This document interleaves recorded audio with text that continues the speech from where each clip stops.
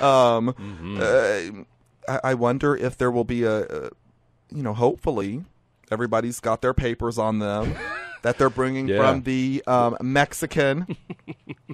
Don't make any sudden moves. What? Don't make any sudden moves. I mean, you could be detained for any reason. Who knows? Exactly. Do not break any laws. Don't drive too slow. Don't drive too fast because you can be pulled over. Well, no, you know what? They're in D.C. While driving? They're not in Arizona. Oh, well, that's true. They're not in Arizona, so they're cool. But they need to make sure that everybody in their entourage has their papers. Yeah. Hopefully there's, no immigrants there. Yeah, and everyone that works with the Secret Service, they need to make sure that they have their papers with the correct list of the attendees, please. Exactly. And so it'll be a win-win for everybody. Well, speaking of, just to kind of take a segue and kind of a serious issue, speaking of immigration and papers and, the debate that's going on out in America right now, I found it really, really interesting. We've been talking about what's going on in Arizona. Sure. And people are passionate on both sides of the issue. Mm-hmm. And I say both sides, and that would infer that there's two sides, which they're not. People are just passionate about the issue. Sure. And there's more than two sides. I'm wrong when I say both sides. There's multiple sides to this, many prisms to look through when you're talking about the immigration issue. Absolutely. That's why the debate has been so, it's been so heated. Charged. So heated. Last week, Sarah Palin had gone to Arizona. Every time you say her name. I'm sorry, I have to. Sorry. Sarah Palin. Sarah Palin has actually teamed up in Arizona with interim Governor Jan Brewer, and she actually did a speech in support of the new legislation in Arizona. Right. There's a website, I believe it's called securetheborder.org, that Jan Brewer has launched. And it's all about information about what's going on in Arizona. Now, I went to the website because I wanted to check this out, and Sarah Palin's image was at the top left corner of the website. And anybody who, when you take graphic design or when you read books, the first thing you look at is the top left corner. Sure. And I'm thinking, why Sarah Palin's not from Arizona? I don't understand why she's involved in this. And anyways, I'm reading the website, and they were saying that they had to pass this law because President Obama was not doing his job as president in enforcing the borders. Mm-hmm.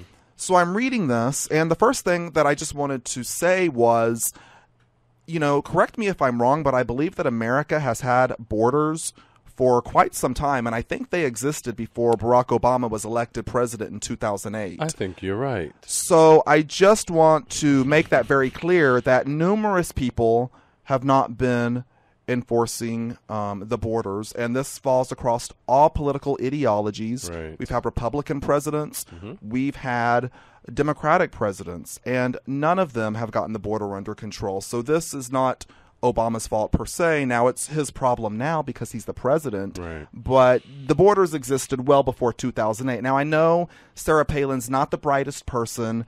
Maybe she didn't realize that.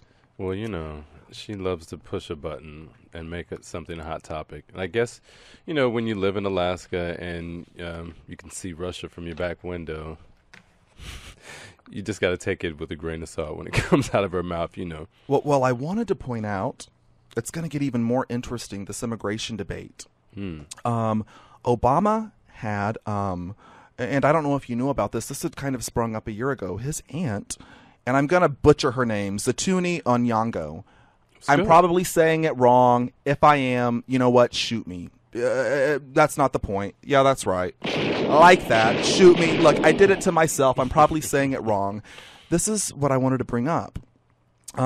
She is the half-sister of Obama's late father. Right. And she is from the country of Kenya. She was in the United States, and she didn't have papers, and she was not a citizen. And this story kind of, broke out. Right. And she had applied for asylum. Now, when you apply for asylum here in the United States, you usually have to show that if you go back to your homeland, you would be persecuted for something, on the basis of religion or race, nationality, political opinion, etc. Right. I'm not quite sure how that would be applicable to her situation, why she's claiming asylum. But today, she was actually awarded asylum here in the United States of America. All right. And I just think that's a very, very interesting, because it's going to add a wrinkle to this debate. And the reason I say that is because Obama's going to have a lot of pressure, from the Latino community. A lot of them want, like a workers program or some phasing in of people that are already here. Sure. Now, Obama immediately said that he wasn't involved in anything. Right. But you tell me, if you're president and your aunt is here and she's seeking asylum, you're picking up the phone. Okay, I'm sorry. But the thing is, even if you don't pick up the phone, the person that's signing that paper is not going to deny her asylum. Exactly. It's the president of the United States, please. Exactly, and that's my point, is the fact that an Obama has been granted asylum. Now, they did say that the basis for her asylum request hasn't been made public. I know a lot of people are going to be screaming from the rooftops to see that paperwork just to show, why she's been granted asylum. Right. But it's really been a fairly, it's a high-profile case. Absolutely. And it's been fairly quick. And there's going to be a lot of pressure on him now. People are going to hold this up as a point of comparison and say, if an Obama got this, of course, then you need to help other people get this. And it's going to add a new wrinkle to the entire debate. Yeah. I mean, she's been here since 2000, so she's been here for 10 years, seeking this asylum.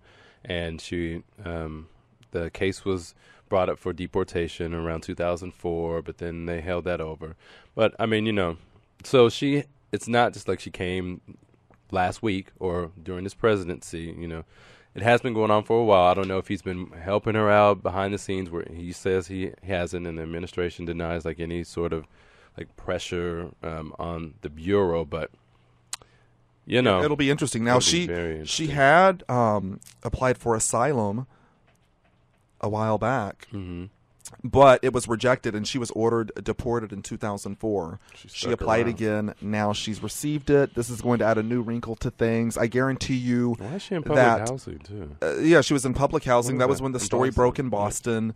This just added a whole other wrinkle to an already very, very wrinkly situation. If you could take the immigration issue and metaphorically put it into a sheet, it would be very, very wrinkly, like a sheet that was all wet. You just left it outside. Definitely going to talk about that on Wednesday at exactly. Steak dinner. Well, you know what? We need to go pay some bills. Okay. Stick around. Unfiltered's coming right back after these commercial messages.